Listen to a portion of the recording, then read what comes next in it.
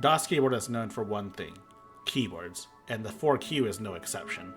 It is a keyboard after all. So what makes this keyboard different from most other keyboards?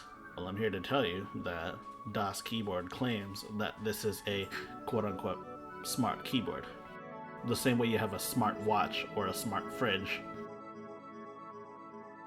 What does a smart feature mean for this keyboard? I'll tell you later. Right here you can see this is a ruler or a foot bar for the keyboard. And I can see here there's some difficulty getting the keyboard out. And the keyboard here has two USB ports, one for the USB hub in the back and one for the keyboard itself. So here we have the keyboard. It comes with a volume dial and it comes with a numpad, so you know it's a full-size keyboard. This keyboard also features Cherry MX Brown switches, the genuine kind from Germany.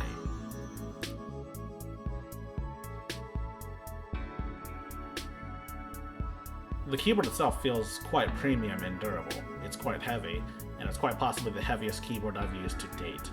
There is literally no deck flex. No amount of bending with your bare hands will dent it even. As you can see here, the keyboard is fully RGB, and it has two USB ports in the back, though they're USB 2.0 rather than 3.0. A lot of the difference is made in these frames, and that also affects typing, not just the switch. The frame here is very sturdy, so you'll have a very stable typing experience. And speaking of typing, you can't talk about that without talking about the Cherry MX Browns. So Cherry MX Brown switches are meant for one thing: people that don't like reds or blues. People want a blue feeling keyboard without the loudness, but people also don't like reds because they're too soft and you can't rest your fingers on them. It's a good mix for anyone who would like that, though I would rather keep my reds and my blues separate. What this means is that your key will activate faster, but you'll still feel the satisfaction of bottoming out your key. Here's a sound test.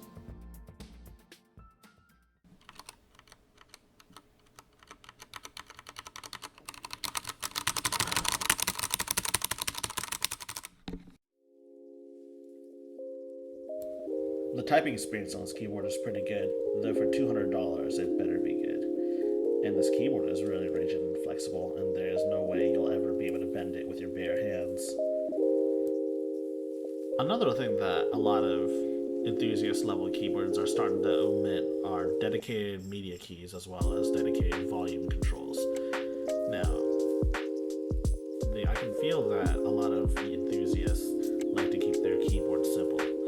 But for someone that likes to make videos or like consume a lot of content, and for a lot of people that like to do things with their keyboards, I feel like these media keys as well as this volume knob will be a lot more useful than many people realize. That said though, a lot of higher end keyboards like Corsair K95 Platinum as well as the Razer Huntsman Elite will have these volume dials, but it's good to see it here as well. Probably the one true misstep of this keyboard is the USB pass-through. Now, you can easily ignore it if you're not really into that. However, I feel as though if you are into USB pass-throughs on keyboards, you should at the very least have USB 3.0, whatever the current standard is. And it's USB 2.0, it's not good. Not saying that you can't use peripherals. I'm using this microphone right now on it, but what I'm saying is that I want to sometimes plug in a hard drive or a flash drive, and I want to take advantage of these extra speeds, this extra bandwidth. I know the previous keyboard, the DOS keyboard 4 Ultimate, had the USB 3.0, so it's not unfeasible. They've done it before, and I feel like this is the one true misstep. They definitely downgraded the quality. Of course, nowadays, keyboards are never quite complete without their softwares, and this keyboard is no exception. Through their parent company, Metadot, a software company I might add, they've come up with a new software known as DOS Keyboard Q. The Q software is compatible with the 4Q, which is the keyboard I'm using right now, and it's also compatible with the 5Q and the X5Q which are two different keyboards featuring two different types of switches.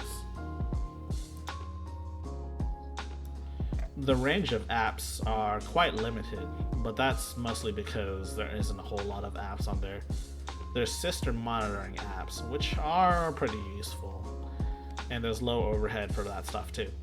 And there's stuff for your Gmail, there's stuff for Twitch TV, and there's stuff for Metadot's own Office suite. And you know, while I said that this is an RGB keyboard, it seems to me that there aren't any RGB options besides color shifting.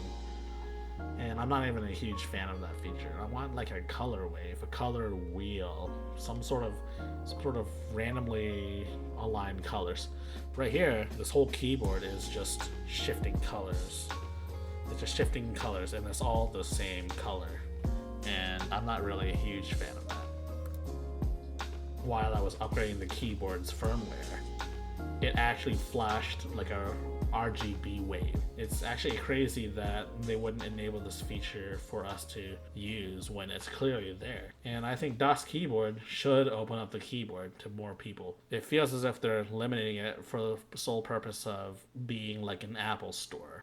The RGB customization is not that bad, though, if you decide to stick with a single color scheme for each key. And so it allows you to set profiles per program. So let's say you open up Google Chrome. You can set a profile so that it lights up a certain color when Google Chrome is open. It even comes with a few presets. That allow you to really highlight what controls are important in a game. Two major games that this software supports is League of Legends as well as CSGO. And all it does is really just highlight what buttons you press to do things. The hardware is extremely good. Like, if you just like typing on things, and there's a lot of keyboards in this price bracket, but I feel like you can't really go wrong with a keyboard. A lot of like high-end keyboard people spend a ton of money on their keyboards. And as far as I'm concerned, there's a lot worse keyboards.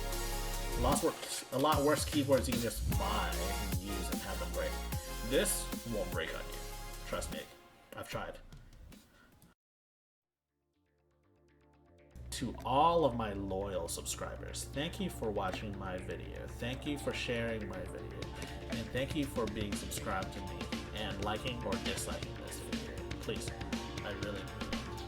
And for those of you who have never seen this channel before or never subscribed, please check out my channel, please like my videos, please subscribe to me. And I think what really pushes me to make these videos is all of you guys. All 700 as of the filming of this clip. And down below you can find links to buy the keyboard. Have a good day.